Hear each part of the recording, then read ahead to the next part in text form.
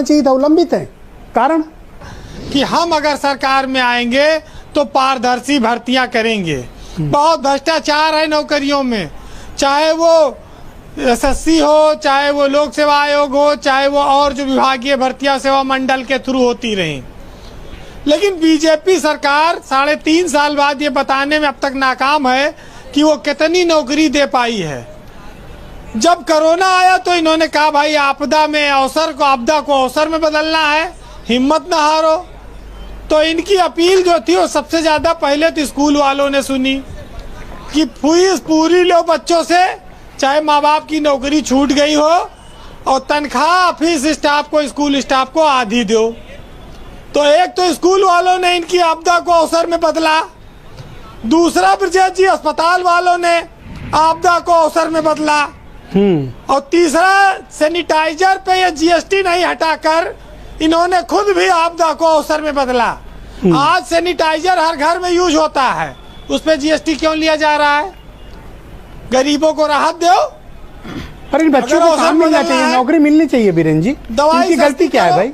ब्रजेश जी मैं आ रहा हूँ, जिस देश में 6 करोड़ लोगों की अब तक नौकरी चली गई है, 50% से ज्यादा लोग आधी तनख्वाह पे काम कर रहे हैं, सारे व्यापार घाटे में चल रहे हैं, वहां ये आपदा में अवसर बता रहे हैं, रोजगार। अच्छा, आप बैठे हुए हैं हमारे साथी, ये बताएं कि 69,000 शिक्षक जो भर्ती हुई थी, उसमें जो भ्रष्टाचार हुआ, उसमें जो इलाहाबाद के एसएसपी ने 3 आईपीएस अफसरों ने खोला था, उसको क्यों हटा दिया गया? क्योंकि पोल खुलने वाली थी, मामले को ठंडे बस्ते में जाना था, सत्याद अनुरुद्ध पंकज को हटाया गया इसीलिए। इनके एक सांसद हैं दिल्ली के, मनोज तिवारी, बहुत बड़े गायक हैं।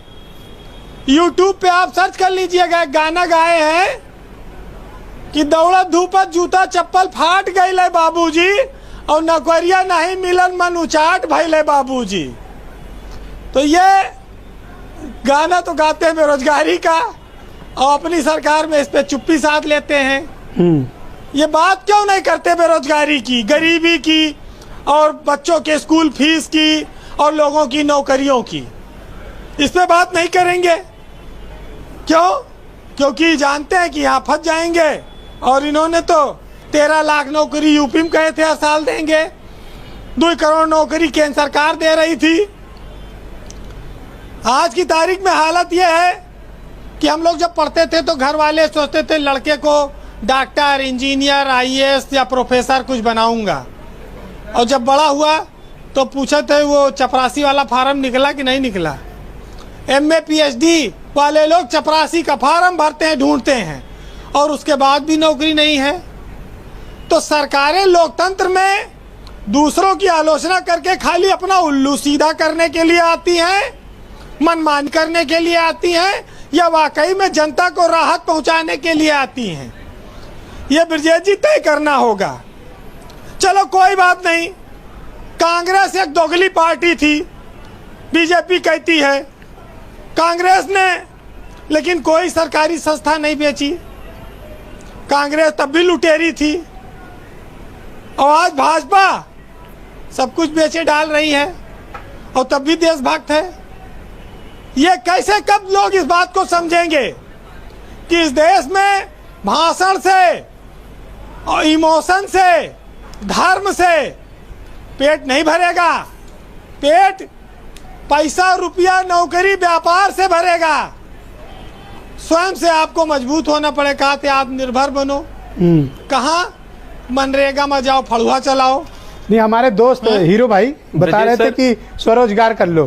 ब्रजेश जी, अब तो हालत यह है कि बेरोजगारी का अंदाजा यह है कि कब्रिस्तान से अगर लड़के गुजर जाएं तो मुर्दे भी उठकर पूछते हैं क्या भैया नौकरी लगी? अब ये हालत है, इस देश के बेरोजगारों की संख्या बढ़ती जा रही है। बहुत अफसोस की बात है, बहुत अफसोस की बात है। लेकिन अब क्या करेंगे आप? आज एक मित्र भी बोल रहे थे चुनाव पे, एक साहित्यकार ने लिखा है, ये बंटी पांडे बेचारे बहुत टाइम से लड़ रहे हैं। हाँ, तो मैं ये कहना चाहूंगा कि चुनाव का अगर नामांकन ब्रजेश जी आज कराया जाए और उसके 2 साल बाद चुनाव कराया जाए और 1 साल बाद चुनाव के परिणाम घोषित किया जाए, तब आनंद आएगा। और गड़बड़ी कराने के नाम पर 3 साल तक चुनाव का परिणाम रोक दिया जाए, अदालत का फैसला हो, और कोई एजेंसी लगा के जांच हो, हाँ, कोर्ट इसकी जांच कराओ, तब तक शपथ न लेने दी जाए, चुनाव निरस्त कर दे, तब तक शपथ न लेने दी जाए। बहुत बढ़िया वीरेंद्र तब भाई। इनको समझ में आएगा कि इस देश में कैसे नौकरियों को उलझाया जाता है। युवाओं का दर्द समझ में आएगा जी। आज एक बहुत अच्छा शेर मिला है, कहूंगा, उसके बाद एक और कहूंगा जो पिछले दिनों मैंने कहा था, दोनों सुनिएगा जी। कि बच्चू बाबू एमए करके 7 साल झक मारे और खेत बेचकर पढ़े पढ़ाई, उल्लू बने बेचारे, और कितनी अर्जी दिए न जाने, और कितने फूके तापे, और कितनी धूल न जाने फाके, और कितना रास्ता नापे, फिर भी नहीं मिली नौकरी। तो ये ब्रजेश जी दुर्भाग्य हमारे सिस्टम का। खैर, उसको कुछ ना आए फांस लेने के सिवा, और आदमी अब कर भी क्या सकता है खांस लेने के सिवा।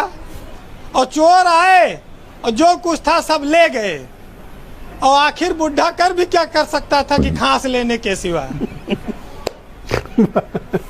बहुत बहुत शुक्रिया वीरेंद्र जी, बहुत बहुत धन्यवाद, बहुत बहुत शुक्रिया आपका।